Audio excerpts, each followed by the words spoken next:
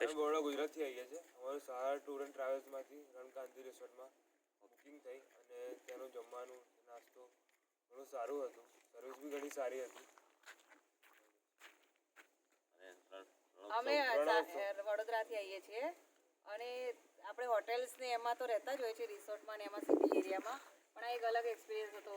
આપણને એકદમ ગામડા જેવું એટમોસ્ફિયર લાગે, જ્યાં રોકાવું અને અહીંનું બધું ફેસિલિટી એકદમ વ્યવસ્થિત હતી અને એક્સપિરિયન્સ સારો રહ્યો અમારે. એક આ નવી વસ્તુ અમે ફર્સ્ટ ટાઈમ આવી જગ્યાએ રોકાયા છીએ. ખાવાનું પણ બહુ સારું, ખાવાનું બી એકદમ ટેસ્ટી અને વ્યવસ્થિત હતું, જે આપણે એકદમ આપણા ગુજરાતી કલ્ચર પ્રમાણે અને વ્યવસ્થિત અમને લાગ્યું.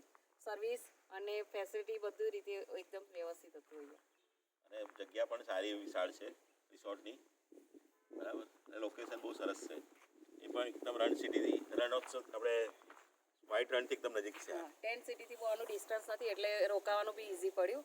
ટેન્ટ સિટી એક્સપેન્સિવ લાગે એના માટે અને થોડું આમ રિઝનેબલ બી છે. રોકાવું બધી રીતે સારું રહ્યું અહીંયા અમને. બોલ, છોકરાઓને રમવાનું સારું લાગ્યું. પ્લે એરિયા પણ બહુ સરસ છે. પ્લે એરિયા પણ બોલ ને, પ્લે એરિયામાં કિડ્સ માટે સારું છે, કહી દે. ગાર્ડન પણ કિડ્સ છોકરાઓ માટે સારું છે. ત્યાં ઘણી બધી રાઇડ્સ પણ છે અને રાત્રે અમને કેમ્પ ફાયર કરવાની પણ મજા આવી ને.